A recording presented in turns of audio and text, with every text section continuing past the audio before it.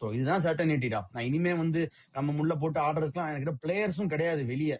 கிடையாது. நம்ம வந்து இவன் அவுட் ஆனா இவன் வருவான் அப்படிங்கிற யோசிக்கிறது கூட யாரும் கிடையாது.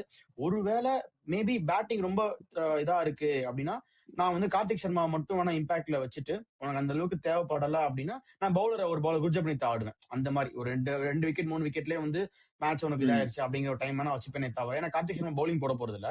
சோ அதனால அந்த ஒரு ஆப்ஷனை வேணா நீங்க டிப்ளாய் பண்ணலாம். சோ அது ஒண்ணுதான். டிசி 11 எப்படி இருக்கும் நீ சொல்லிடுறியா? இல்ல நான் இந்த பாயிண்ட் எக்ஸ்பிளைன் பண்றேன். இப்ப நீ சொன்ன பாயிண்ட் வந்து பயங்கர வயசான பவர் பிளே. இப்போ எக்ஸாம்பிள், இப்ப நம்ம பேட்டிங் ஹெவியா 3-4 விக்கெட் தான் ஆகிறோம், உருள் பேட்டையில மட்டும்தான் உருள் பேட்டையில நீ இம்பாக்ட் எடுத்துட்டு குர்ஜப்னீத்தையும் இம்பாக்ட்ல யூஸ் பண்ணலாம். அப்ப நீ வந்து என்ன பண்ணா ஃபர்ஸ்ட் பேட்டிங் ஆடுறப்ப கார்த்திக் சர்மா இம்பாக்ட்ல வச்சுக்கிட்டு முகேஷ் சௌத்ரி பிளேயிங் லெவல் ஆட வச்சிடணும். சோ அப்படி ஆடிட்டேன்னா நீ ஃபர்ஸ்ட் பேட்டிங்ல ஓரளவுக்கு ஒரு விக்கெட் விழ தூபே பிரவேஷ் வரைக்கும் ஆடிட்டு ரன் அடிச்சிட்டனா நீ எக்ஸ்ட்ராவா ஒரு குஷன் பவுலர் ஆட் பண்ணலாம். அப்போ உனக்கு 6 ப்ராப்பர் பவுலிங் ஆப்ஷன்ஸ், அகில் ஹுசைன், நூர் அகமது, குர்ஜப்ரீத் சிங், அதுக்கப்புறம் முகேஷ் சௌத்ரி, அன்சுல் கம்போஜ், பிரசாந்த் வீர். சோ அப்படி இருக்கப்போ வில் ஹாவ் சாலிட் ஆப்ஷன்ஸ். இந்த இம்பாக்ட் பிளேயர் நம்ம வயசா யூஸ் பண்ணா இன்னும் பெட்டரா இருக்கும்.